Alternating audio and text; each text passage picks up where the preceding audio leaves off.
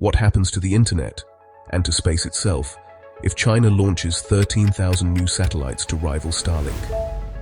Right now, one private company in the United States controls most of the active satellites in orbit and a huge slice of global broadband.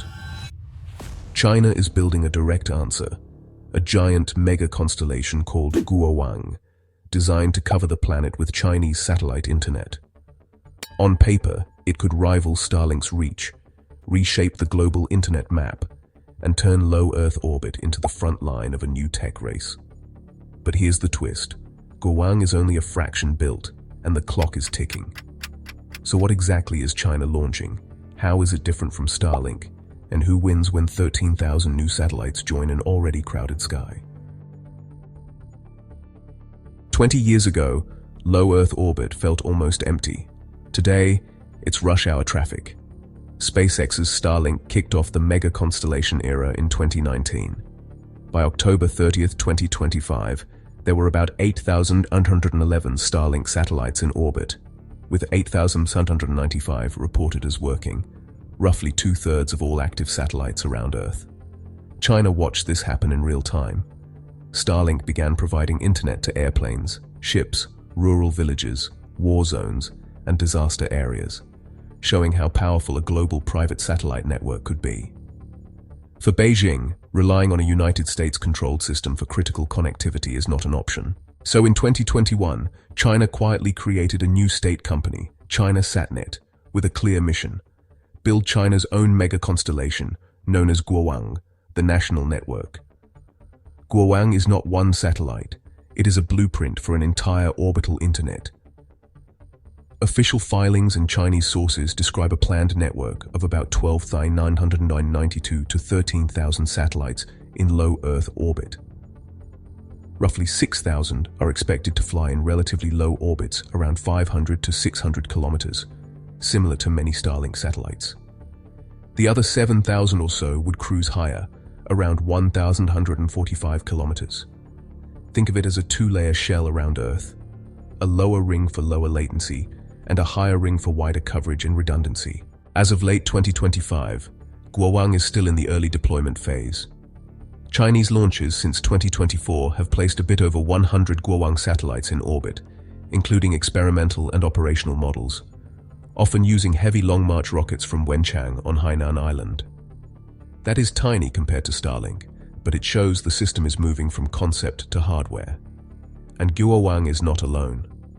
Other Chinese constellations, like Qianfen, also called G60 Starlink, plan their own fleets of thousands of satellites. Together, they form a Chinese ecosystem designed to close the gap with Starlink and other Western players. So how does a 13,000 satellite network actually give you internet? Each satellite is basically a flying cell tower. It beams signals down to user terminals on the ground, flat dishes on rooftops, ships, vehicles, and remote communities, and also to large gateway stations linked into fiber networks and data centers. In modern designs, satellites also talk to each other using laser links, creating an orbital mesh network. Traffic can hop from satellite to satellite above the atmosphere and then drop down near its destination, bypassing some undersea cables and ground bottlenecks.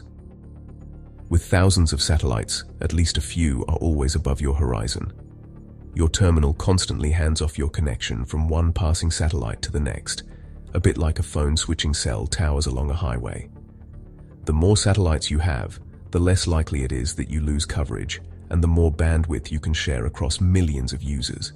That is why Starlink pushed into thousands of satellites, and why Guowang aims for a similar scale. But that many satellites also means more risk, more complexity, and a lot more politics. At the simplest level, this is a race. Starlink versus Guowang.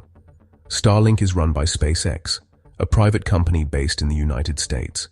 It already serves millions of customers in more than 100 countries, from RV owners and farmers to airlines and militaries.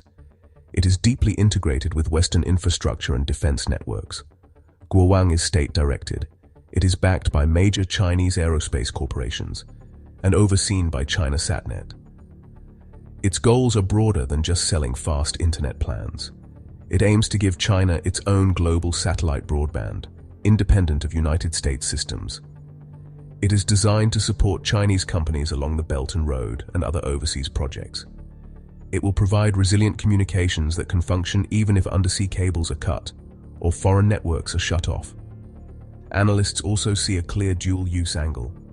The same network that connects rural schools and ships can also support military units, drones, and surveillance, just as Starlink has played a role in modern conflicts. So this is not just about who has the faster Wi-Fi. It is about who controls the critical communications layer of the 21st century. Here is where it gets wild. If Guowang reaches its full scale, you could have tens of thousands of large broadband satellites from multiple operators sharing similar orbital shells. Starlink alone is authorized for up to tens of thousands of satellites in its first and second generations. Add Guowang's roughly 13,000, plus constellations from Amazon, Europe, and other Chinese players like Qianfan, and low Earth orbit starts to look like the busiest information highway ever built. That brings some big questions. Who decides where all these satellites go? How do you avoid collisions and debris? And what happens if two rival systems interfere with each other by accident or on purpose? Those questions are exactly why regulators like the International Telecommunication Union and national agencies pore over frequency filings and orbital plans. But the pace of launches is so fast that rules are struggling to keep up. Mega-constellations are impressive, but they come with real risks. First, congestion and debris. More satellites mean more close approaches, more need for automatic collision avoidance, and more chances that a breakup event could scatter debris across key orbits. Astronomers already report that Starlink and other satellites streak through telescope images, and thousands more from Guowang and Qianfan could amplify that problem. Second, interference. All these systems share limited radio spectrum. If coordination fails, satellites could drown each other out, degrading service or causing outages in some regions. Third, strategic leverage. The same way Starlink has become a critical asset in wars and crises, a full Chinese mega-constellation could give Beijing new tools for resilience at home, influence abroad, and potentially for military command, control, and sensing. Analysts warn that this raises the stakes for space security and may push other powers to respond in kind. The bottom line is that Guowang is not just a business project. It is part of a long-term strategy to make sure China is never switched off from global connectivity and to give it a powerful platform in orbit. So, what should we actually watch for as this race accelerates? First, launch cadence. China has already stepped up its number of orbital launches each year, and heavy Long March rockets, plus newer commercial launchers, will need to fly frequently to build Guowang at scale.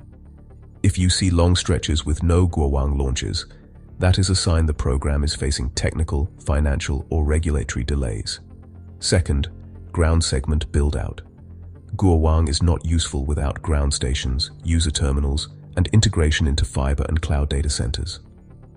Deals with telecom operators in China, along the Belt and Road, and in Africa or Latin America will show where Beijing wants early coverage and influence.